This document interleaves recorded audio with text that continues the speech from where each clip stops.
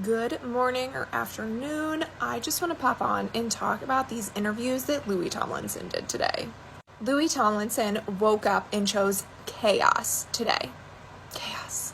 He knew exactly what he was doing in this fandom when he freaking decided to tell the interviewer that he not only reads DMs, he's lurking in people's group chats and he reads them. So now, of course, the entire fandom knows that Louis has a burner, which we all kind of already knew. But we knew that he just read everything, but not only is he just reading everything, he's in our group chats. But whose group chat? Where? What's the burner? Does the burner account have a thread? Are they posting all the time? Are they sharing things that we don't know? Who is it? Who is it?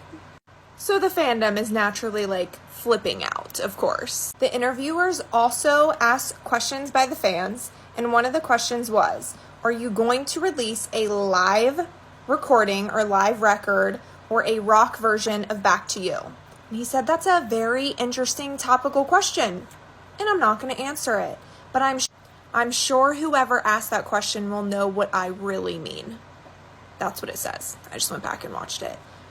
Will know what I really mean?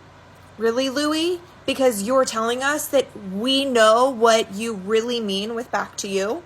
And that the fans, because you're in our freaking group chats, reading everything, you know that we've got it figured out, and we know what you really mean?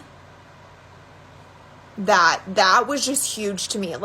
That was so loud and so big, and I've not heard a lot of people making a lot of noise about that part specifically. I'm sure whoever asked that question will know what I really mean. Yes, Louis. Yes, we know what you mean. Now let's talk about one of the other interviews that he did today. They called him an actor. And said that he did a great job playing himself in his documentary.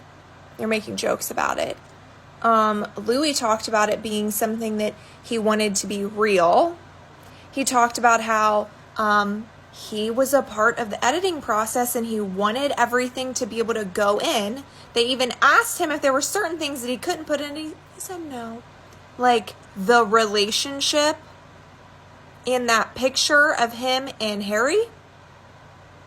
So he confirmed that he's a part of the editing and there's nothing in there that wasn't what he wanted in there. Okay, we hear you. So let's talk about the fact that he's an actor playing a role of a celebrity, playing a role of who the public thinks he is, but the fans really know.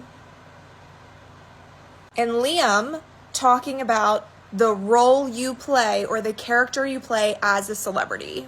These interviews today were loud. They were freaking phenomenal. I've seen people talk about him looking off at the distance and thinking that it's possibly Harry that he's looking at.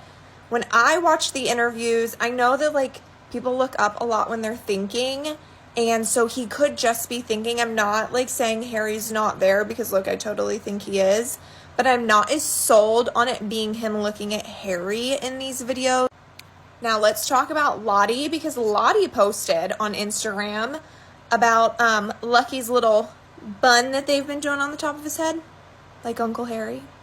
And someone asked if he was growing his hair out. They were growing out Lucky's hair. And she said, yeah, and this little thing that they're doing on the top of his head started out as a joke. But what would the joke be, Lottie? That you're doing it like Uncle Harry? Because what other joke could there be about you styling his hair like that? You're styling his hair exactly like Uncle Harry, and you're telling us it started out as a joke, but you actually think it's adorable, and now you really like to do it all the time. I mean, yes, thank you. Thank you for letting us know the joke of styling Lucky's hair like Uncle Harry. I can't. Now, also, I have seen this video that people have been sending me that's wild, of the behind the scenes of one of the award shows that they were winning an award. And they had E there and all the boys and whoever the rep was sitting on the side, and you get the behind the scenes of the rep mouthing to E that she needs to kiss Louis. And so Harry and her were talking about it before.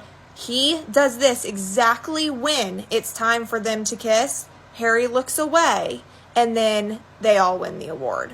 So how incredibly manipulated everything was, and how everything they were being told to do is scripted. All of it, these relationships, all this shit. So that role you play, that actor, you're acting like you're not a flamboyantly gay, amazing human being. You have to be straight for the cameras. No. It's incredible that they were like even making references to him being an actor, because it also like brings up the idea that he's playing a role.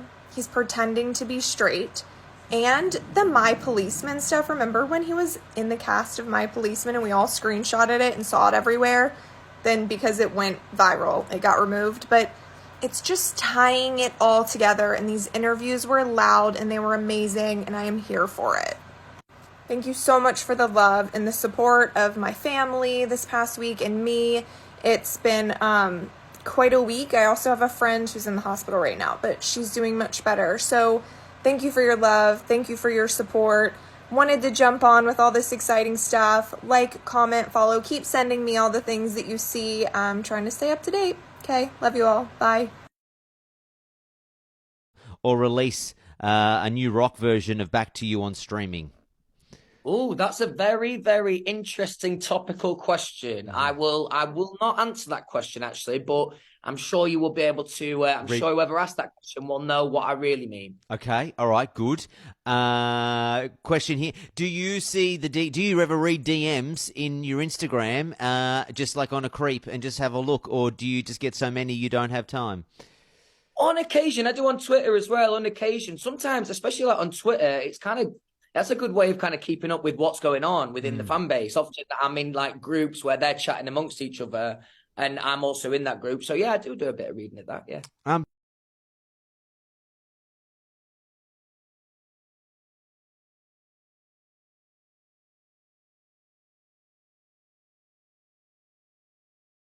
I mean, since you made it up on yeah, the spot, yeah, pretty accurate. Yeah, I mean, you called me an actor, which I'll take. I mean, I'm not sure I am one, but I'll take it. You're in a documentary. Yeah, playing myself. So yeah, here we go. And you were great. Good question, actually. Talk about the documentary. Great performance playing yourself, by the way. You really captured Louis Tomlinson so well. I hopped on IMDb and I went, Louis a great Louis.